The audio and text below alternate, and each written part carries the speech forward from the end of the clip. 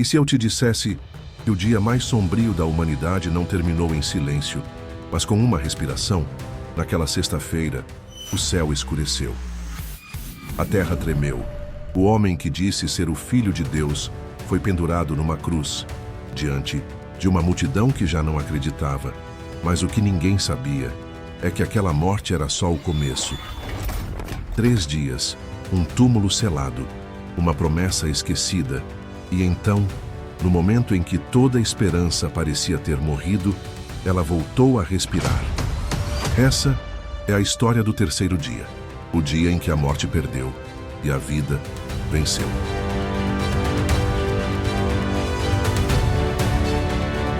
No alto de Jerusalém, a noite cai como um manto sobre a cidade antiga.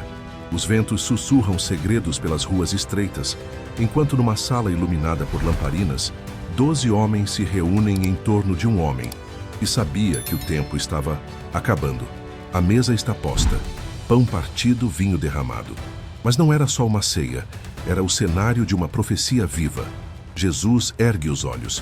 Ele vê além da madeira da mesa, enxerga cruzes no horizonte, vê lágrimas futuras e um beijo, que traria a escuridão. Um de vocês vai me trair. A frase explode no silêncio. Um trovão sem chuva. Mãos tremem. Olhares se cruzam. Sou eu, Senhor. Judas abaixa os olhos. Seus dedos tocam o pão, mas o queima como brasa. Pedro se inclina, jura fidelidade. João encosta a cabeça no peito do mestre. E ouve o coração de um homem que vai se entregar por amor. A sala parece pequena demais para carregar tanto peso. Cada gesto, cada migalha, cada suspiro. É um sussurro do que está por vir. Mas o vinho ainda está sobre a mesa. E a noite apenas começou. O vento uiva entre as oliveiras. A lua lança sombras compridas sobre o chão frio do Getsemane. Lá está ele, sozinho, enquanto os outros dormem. Jesus se ajoelha, o rosto colado à terra. Suas palavras não são fortes como pregações, são sussurros trêmulos, como de alguém que já chorou demais. Pai, se for possível, afasta de mim este cálice. Mas o cálice não se move. As mãos de Jesus tremem. Seu suor se mistura ao sangue como se o corpo lutasse contra algo maior que a dor.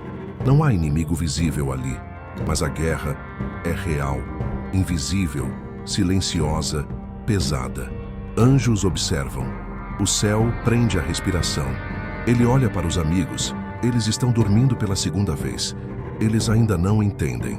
E então ele se levanta, como quem aceita o veredito de um tribunal eterno. A paz em seu rosto não vem da ausência de medo, mas da presença de propósito. Os passos se aproximam. Tochas se acendem à distância. Um beijo está prestes a selar o destino.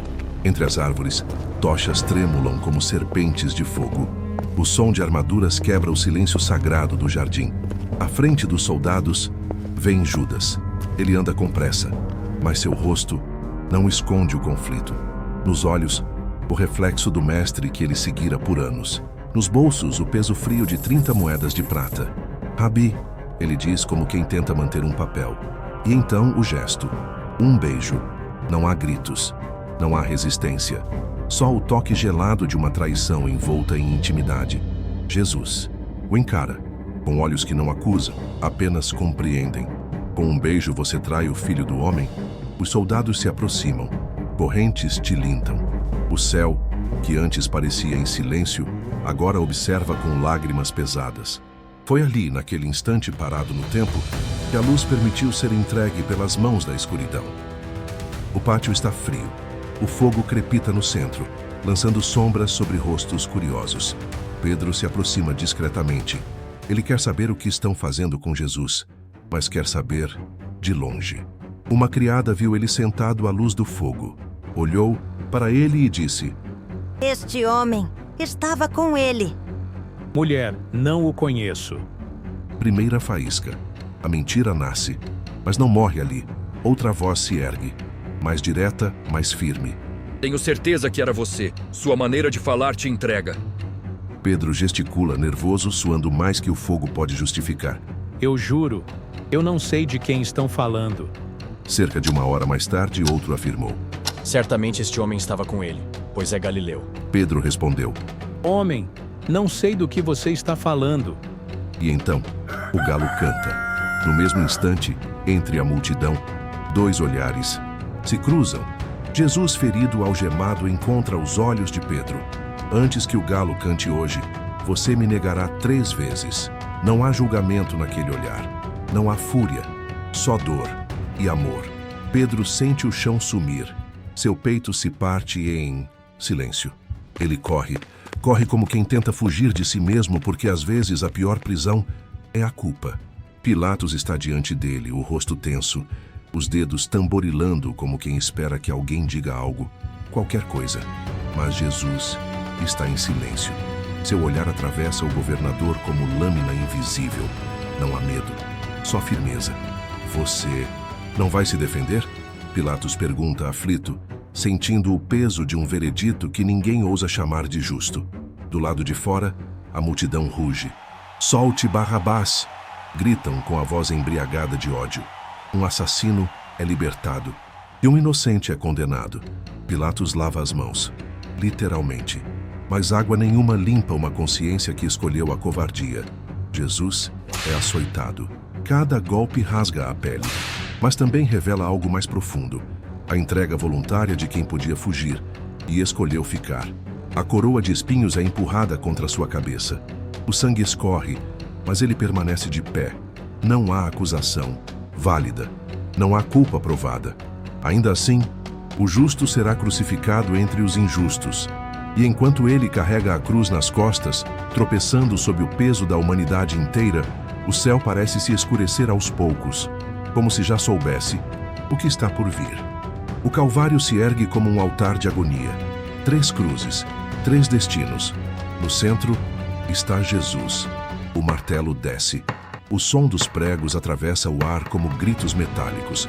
Mãos que curaram, agora são perfuradas. Pés que caminharam sobre as águas, agora estão fixos ao madeiro. O corpo é erguido. E o mundo parece prender a respiração. Soldados zombam. Fariseus sorriem. Mas do alto da cruz, Jesus fala. Não com rancor, mas com misericórdia.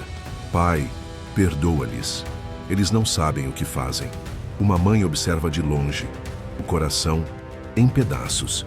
Um dos ladrões à beira da morte encontra redenção com uma frase. Hoje mesmo estarás comigo no paraíso. As horas passam. O céu começa a escurecer, como se o universo inteiro compartilhasse da dor. E então, o clamor. Está consumado. A terra treme. O véu do templo se rasga. Tumbas se abrem. O silêncio agora é grito. Tudo parecia ter terminado ali.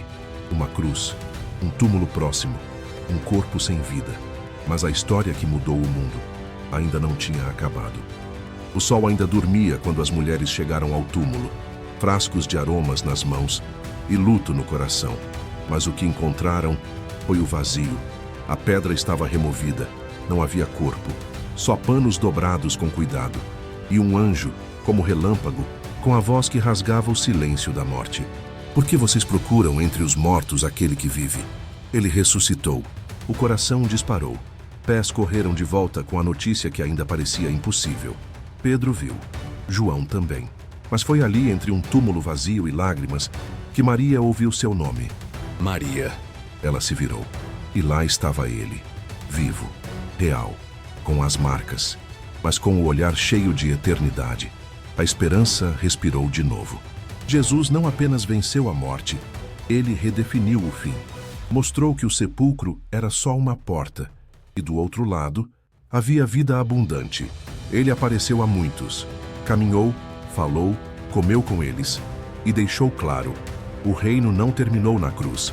Ele começou no 3º dia, e até hoje esse dia ecoa, não como um final feliz, mas como um novo começo. Na cruz, a dor falou mais alto. No túmulo, o silêncio parecia ter vencido, mas no 3º dia, a esperança rompeu a pedra e a vida escreveu a última palavra. Vimos o Cordeiro ser traído, negado, condenado.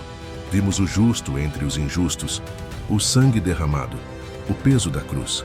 Mas também vimos o impossível acontecer, porque quando tudo parecia perdido, o 3º dia chegou. Essa não é apenas uma história do passado, é um lembrete eterno. de que nenhuma escuridão é forte o bastante para apagar o que Deus prometeu.